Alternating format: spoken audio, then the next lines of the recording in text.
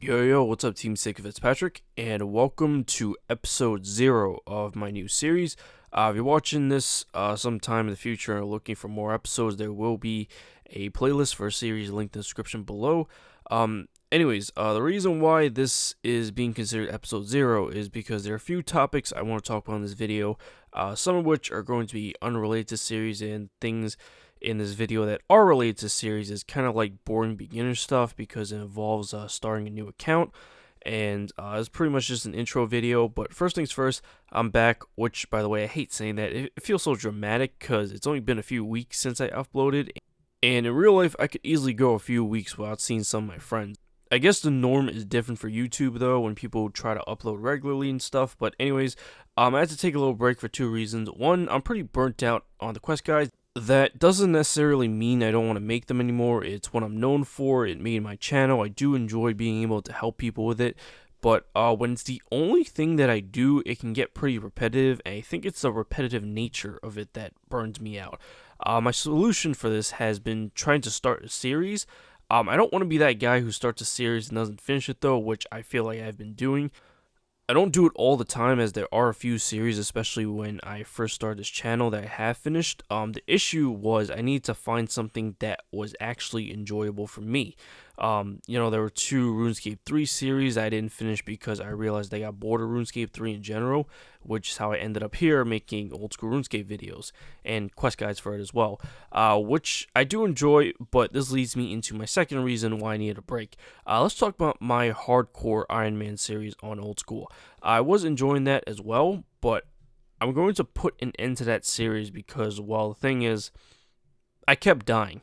But it's not even that I suck at the game, although some would argue otherwise. But despite playing on hardcore, I play very recklessly. I've always been like that in any video game, which really stems from me being impatient. So I didn't really have the patience for hardcore, and definitely didn't have the patience to keep making new hardcores. I did like the Iron Man idea though, which I could have just done a regular Iron Man or continue the hardcore series as a regular Iron Man, but change the name obviously. But I ultimately decided on something else, and that is to make progress videos on just a regular old main account.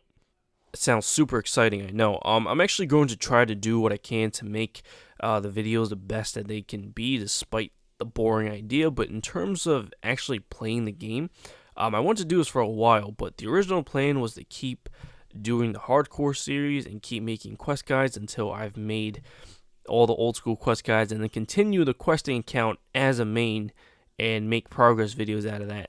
And that idea doesn't really work now, but I still want a decent main account in this game, especially to, just unlock content and really play it, because so much has come out for this game over the years that I've been missing out on. Quick side story, by the way. So all my account names have ImSikovit in it, right? And someone once saw one of my alternates and didn't believe it was actually me. So I showed up with my actual ImSikovit account, and he laughed at me for only being level 40 on old school, which that was the case because that's really my RuneScape 3 main account. Even my questing account has better stats than that account on old school. He still ended up believing me though, just because I had the name ImSikovit. But the point of the story was I felt that I need an actual account that I could play however I want, which I have started. And like I mentioned in the beginning, that this episode was going to show some slightly boring beginner stuff. I am aware that I could have taken the hardcore hat and turned it into a main account and continue the series from there, if anyone was thinking that. And I think I was making decent progress on that account, but not so much I felt the need to do that. And also the way I approach what I'm going to do in game is much different on a regular account versus an Iron Man, as I feel certain things aren't as much of a necessity on a main account, like fishing for example. I do plan on fishing on this account, but on Iron Man I had to do it on my own to get food. Now I could just buy it. The one approach that I am going to keep on this account though is that I'm going to go for the quest cape as my first big goal, which of course is fitting for me, and I'm going to do it with the lowest stats possible. This is obviously not going to be a quest peer. I'm just doing it as a little challenge to myself, and quest rewards, especially the experience that you get, can give you a great jump start on a lot of stats. One of the first things I did on this account though was get 30 fire making, which I had to train normally, as there aren't really any quests to give you a boost in fire making levels, but it's whatever. It's not like it's a hard skill to train, but I did that so I could do Sea Slug, which gets you to 24 fishing if you start from level 1. This is really helpful because having 15 or higher fishing unlocks the fishing trawler minigame teleport, which is going to be one of the easiest ways for me to get around the Arty area for now. I was actually using this teleport a lot on my Iron Man. I don't know if it's going to be as necessary on this account, but we'll see. It has been helpful so far, though. While I was in the area, I also did Monk's Friend. Super easy quest that gets you to level 13 woodcutting from level 1. I plan on doing Fremenic Trials soon, but I need 40 woodcutting, so that's a nice little head start on that. Also, the faster I can get through 1 to 15 woodcutting, the better, because within those levels, I have to cut regular trees, which are the only ones that aren't AFKable, and at those levels, they can take forever to cut, which makes it even worse. But anyways, after Monk's Friend, I basically did every quest I could think of to get combat XP, particular in attack, strength, defense, HP, and magic. The main stats, because it's probably the most useful out of the 3 combat styles. I needed defense and HP so I don't die, magic so I could use teleports and other spells. I'm not too concerned about range because I don't use that too often, but I will train it eventually. I just don't see it as a necessity as of right now. And in regards to prayer, I'm not too concerned about that either because I could just buy it. And technically, I could buy magic as well. But the thing about prayer versus any other Bible skill is that prayer doesn't have any level requirements or restrictions in regards to how you train it. Like, you can pretty much use any bones at any levels, so this isn't really something that I need a boost in. I think there's one exception to what I just said, but that's not a big deal. So all I did was buy a bunch of bones, went to a house party world, went to where somebody always has a house open for you to use, and got 43 prayer right away at their gilded altar for protect from melee. And I most likely will not touch the skill anymore until I actually need a higher prayer level for something, meaning actually training it, by the way. If I get additional XP from quests, it's whatever, but I wouldn't intentionally do a quest just for prayer XP either. Now, for what quests I actually did for combat XP, I did Imp Catcher and Witch's Potion for a few magic levels. There aren't really any quests that gives you crazy boosts for magic, especially at the beginning levels, but I'll take whatever I can get. I'm going to use magic wherever possible in order to train it. I'm going to have to safe spot a lot of these fights in these quests anyways.